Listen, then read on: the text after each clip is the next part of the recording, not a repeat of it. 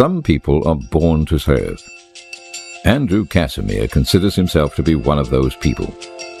His father wanted him to be a carpenter, but even as a student, Andrew Casimire knew he wanted to be a permanent secretary in a government ministry.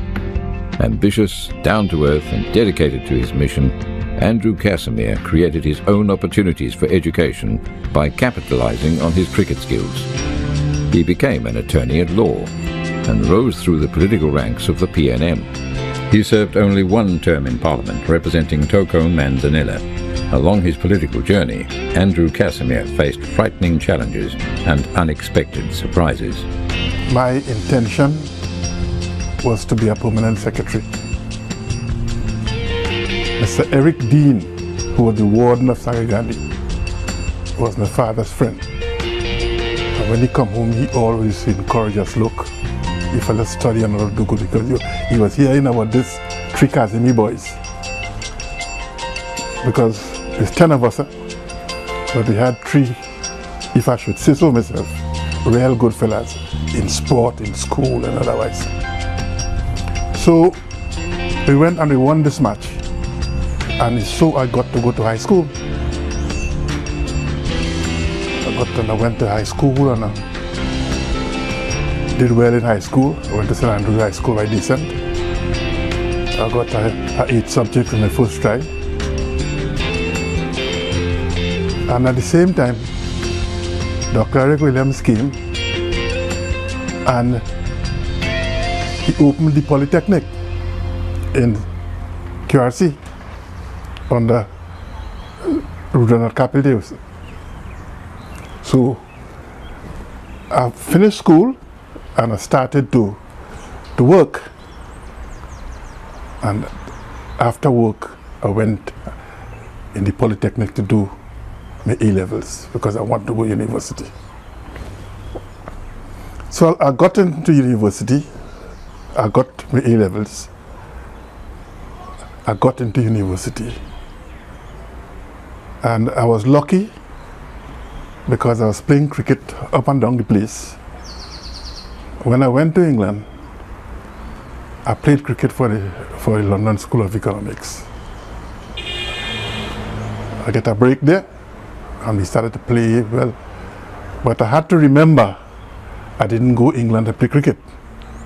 I went England to get a piece of paper. Because the cricket was nice, you know, when you look at those fields and things down there, you really want to run on them. So that come when I finished, I passed my exam, I came back down.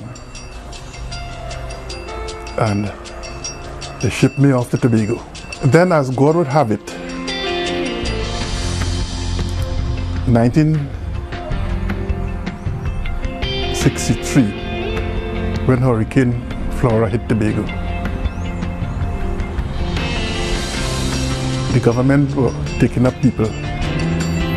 They wanted about 30 or 40 men because they didn't have place to accommodate families. They wanted single men.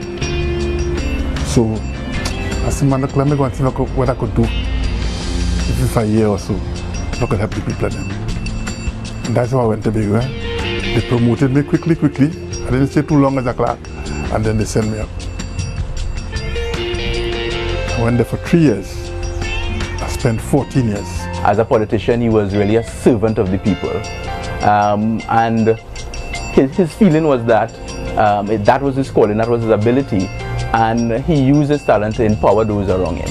But I think essentially, at the heart of Mr. Casimire was that you remain with the people, and you remain, again, as I started off saying, service the people. That was a very ambitious fellow, very, what they call, aggressive in his approach to things.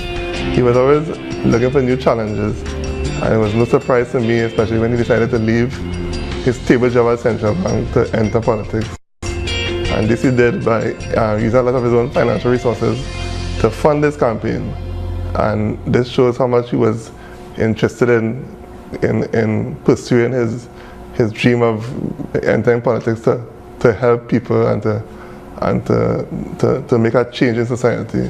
Even with all of his support, the road to politics was not an easy one for Andrew Casimire. I always kept close to friends who always pushed me up. I was living in St. John Street, I live in over the bridge. I came down there when I came to town to work. I couldn't travel from San Grande every day and go back up. And I had an aunt living 11 St. John Street. And my father come down and he organized a little room downstairs for me, and I got to live there. And is them fellas and them I linemen with, you know. Applejackers, Despa's young side, Goodridge and them. I didn't know anybody else. I just from the bush. And I come down and I meet those fellas, and we started to play football on a Sunday morning. And so I got into the thing. Back in the day when Dad he was very political. He used to have party groups. He was the head of, actually formed a party group in Dingabatin Central. And we used to have cottage meetings, 4 miles. I remember Patrick Manning coming by us before he was the Prime Minister, before 91. And right in our garage home, and all the neighbors came over, we had this meeting. And then he went on to dig at, the national politics. But he was always a political person always. Once elected to represent Tokomanzanella, Andrew Casimire found himself always on the go. His dedication would take a toll and create an unexpected turn in his life. One day while I was in my office, at midday, I got a stroke. I was writing a letter. All of a sudden I can't write again and my hand only going down so. So I called my doctor, Dr. Teixeira. He told me to stop the sending an ambulance. And I said, no. I would not be seen to leave my office in no ambulance. I went to hospital, spent 8 days in there. And the 8 days I spent there was the greatest days. Because never have I seen such an outpouring of love from the constituents, all from Matlot, they coming on with bus, Montevideo, Tuku, Matura. Every evening I'll call police to keep order because sometimes they come down and they can't get to see me. One of the biggest challenges then for him was to decide in respect of his health.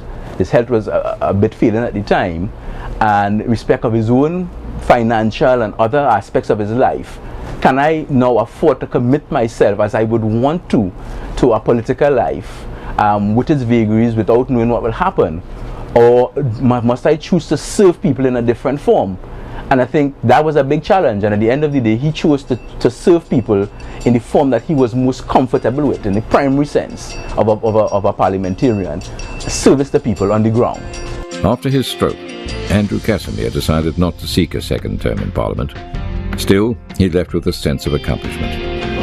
One of my dad's greatest achievements, I think, in his political career was the OSHA bill.